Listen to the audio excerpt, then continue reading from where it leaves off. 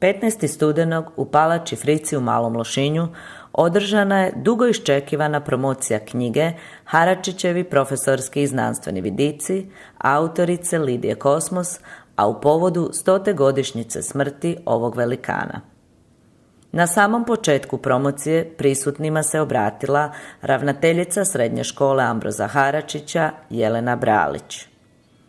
Uvodno je govorila i gradonačelnica grada Malog Lošinja, gospođa Ana Kučić, zahvalivši se povjesničarima, entuzijastima i svima koji brinu o očuvanju kulturne baštine, istražujući i prikupljajući značajne podatke iz prošlosti otoka. Knjigu su predstavili dr. Goran Ivanišević, profesorica Kata Marković i sama autorica profesorica Lidija Kosmos. Haračićev život i rad prezentirali su učenici srednje škole Zala Nikolić i Marko Vidulić, dok su Haračićeve zapise citirali Paulina Matas i Petar Sklepić. Obilježavamo 100. obljetnicu njegove smrti.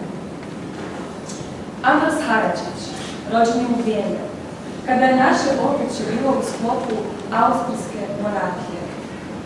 Bilo je to doba pomorske orijentacije Lošinja.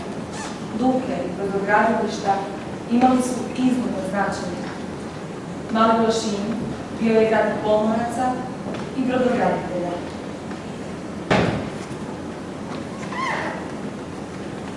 Tijekom svoga rada predavao je sljedeće predmete: matematiku, fiziku s osnovama kemije, geometriju, parne strojeve, meteorologiju, oceanografiju, algebru, prirodopis, a u jednom programu škole navodi se da je predavao prosto računovodstvo te kaligrafiju.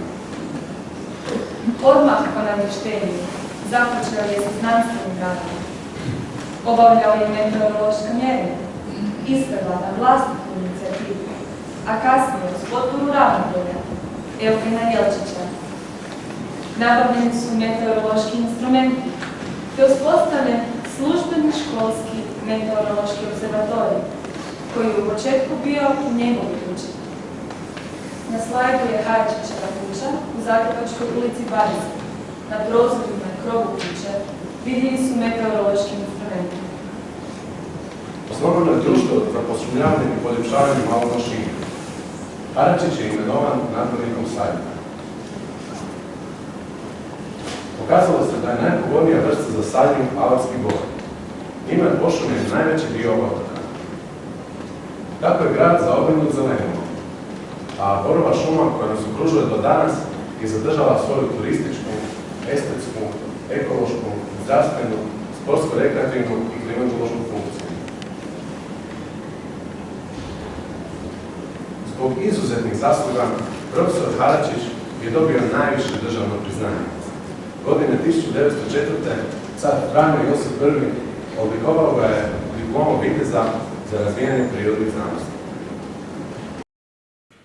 O spoznajama do kojih je došla u ovom svom istraživačkom radu, autorica je rekla. Je rekla kako je moja knjiga koncipirana. Naime, ja sam jasno, kao svaki povjesničar, istraživač, morala krenuti prvo proučavati literaturu i poslije toga pronalaziti, jer na ovom simpoziju koje je gospodin Ivaničević spomenuo, otvorila su se mnoga pitanja. Znači, postavili su si znanstvenici pitanja koja su ostavili drugim generacijama. Ja sam išla tragom tih pitanja i jer je na simpoziju zapravo bio obrađen samo Haračićev znanstveni rad. Mene su zanimali i drugi detalji, znači njegov život, djetinjstvo, podrijetlo, a nadam se da sam možda pronašla neku poveznicu, doduše ne sa Brača, nego sa Hvara, ali i pitanje njegove testamenta, ostavštine. Osim toga, jako su me zanimale njegove ljudske vrijednosti. Ja nisam htjela kroz knjigu samo govoriti o njegovim postignućima i nabrati neku faktografiju, nego ga zapravo prezentirati i kao jednu osobu koja je važna za Lošinj, ali koja svojim uzorom može poučavati, posebno nama profesorima povijesti, u vrednotama. Dakle, te vrednote su trajne. Ja na kraju knjige posvećujem knjigu svojim učenicima i želim im u ovim bremenitim vremenima da prihvate jedno vjerovanje da je dobrim djelima moguće mijenjati svijet. A Haračić je bio takav. Nije tražio nagradu ni zaslugu za svoje djelovanje, nego je jednostavno radio. Evo, pročitat ću, dakle, kakav je on bio. Kao intelektualac resila ga je radoznalost, vječita spremnost na učenje i uvjerenje da je znanje najviši dar. Bio je revan, uporan, dosljedan, precizan, sistematičan znanstvenik, uvjeren da rezultati znanstvenih dostignuća doprinose boljitku znanosti. Kao profesor imao je osjećaj za dužnost, odgovornost i red. Kao čovjeka krasili su ga širokogrudnost, briga za druge i opće dobro, a svojom je velikodušnošću i darežljivošću iskazivao posebnu empatiju za siromašne. Ja mogu reći da je mene kod Haračića još jedna stvar fascinirala.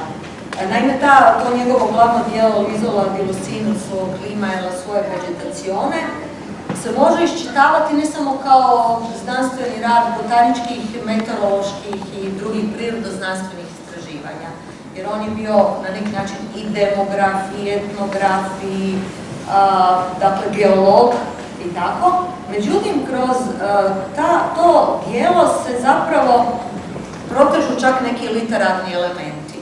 On opisuje, ja sam obišao jako puno brežuljaka, dok je skupljao biljke za herbare i navodi se čak 206 lokaliteta, otočja u tim herbarijskim etiketama, ali ponekad ne može mimo svoje prirode kada ga ta oduševljava i onda krene čak u jedan literarni izričaj.